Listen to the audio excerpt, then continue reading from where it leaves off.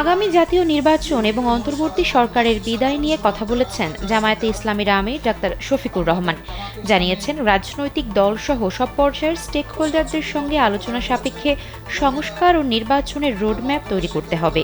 এরপর যৌক্তিক সময়ের মধ্যে গ্রহণযোগ্য নির্বাচন দিয়ে সম্মানের সঙ্গে অন্তর্বর্তীকালীন সরকারকে বিদায় নিতে হবে।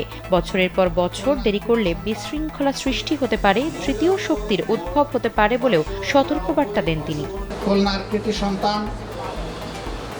শুক্রবার সকালে খুলনা মহানগরীর সোনাডাঙ্গায় আল ফারুক সোসাইটিতে রুকন সম্মেলনের প্রধান অতিথির বক্তব্যে তিনি এসব কথা বলেন। জামায়াতের আমির জানান, গণহত্যাকারীদের রাজনীতি করার কোনো অধিকার নেই। সাবেক সংসদ সদস্য ডাক্তার শফিকুর রহমান জানান, রাজনীতি করতে হবে দেশের মানুষের আকাঙ্ক্ষাকে ধারণ করে। স্যান্ডেলিনা সো, রূপচর্চায় আভিজাত্য, বাইরের কারো সাহায্য নিয়ে নয়। এ সময় তিনি কথা বলেন শিক্ষা সংস্কার নিয়েও। জানান, শিক্ষা সংস্কার কমিশনে আল্লাহকে স্বীকার করেন না এমন লোকদের অন্তর্ভুক্ত করা হয়েছে। প্রস্তাব দেন, শিক্ষা সংস্কার কমিশনে কমপক্ষে একজন আলিয়া ও একজন কওমি নেসাবের আলেমকে অন্তর্ভুক্ত করতে হবে।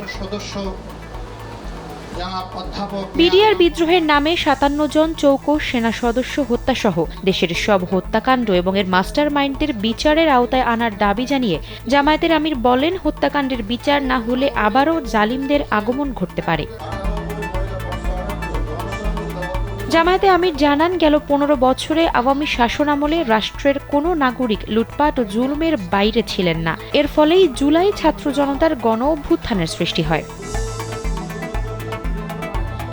ডাক্তার শফিকুর রহমান দাবি করেন, জামায়াতের ওপর স্টিম রোলার চালানো হয়েছে। পর্যায়ক্রমে জামায়াতের শীর্ষ নেতাদের ফাঁসি দিয়ে অথবা কারাগারে আটকে রেখে হত্যার মধ্য দিয়ে শেষ পর্যন্ত জামায়াতকে নিশ্চিহ্ন করার অপচেষ্টা চালানো হয়। যারা সারা জীবন ইসলামের দাওয়াত দিয়েছেন তাদের বিরুদ্ধেই ইসলাম অবমাননার কথিত অভিযোগ আনা হয়।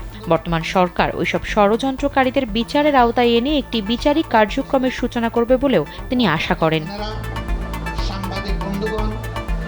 ১৪ বছর পর খুলনায় জামায়াতে ইসলামের উদ্যোগে নগরীর আল ফারুক সোসাইটিতে প্রকাশ্যে রুকন সম্মেলন অনুষ্ঠিত হলো।